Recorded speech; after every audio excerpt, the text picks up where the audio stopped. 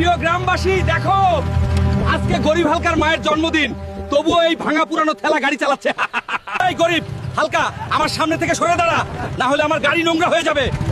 Chairman ছেলের বেশি টাকার অহংকার হয়েছে, এই অহংকার আমিই ভেঙে দিব। আমিও একদিন বড় লোক হব এবং সবাইকে দেখিয়ে দিব তাদের থেকে বড় লোক হয়ে। আর আজকে মায়ের জন্মদিনের জন্য একটা কেক নিয়ে যাব, মা অনেক খুশি হবে।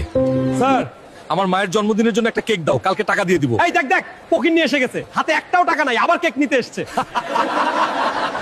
আমি কেমন ছেলে, মায়ের জন্য একটা কেকও কিনতে পারি না। যে 3 চোখওয়ালা মোটটা পালোয়ানকে হারাতে পারবে তাকে দেওয়া হবে 400 কোটি টাকা পুরস্কার। কি 3 চোখওয়ালা মোটটা পালোয়ানকে হারাতে পারলে 400 কোটি টাকা?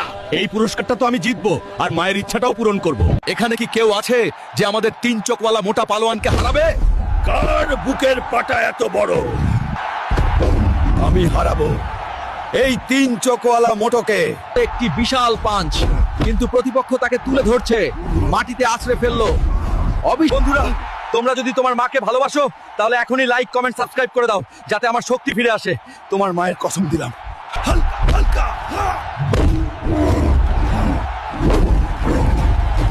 এবারের কুস্তি খেলায় বিজয়ী হয়েছে হালকা পালোয়ান।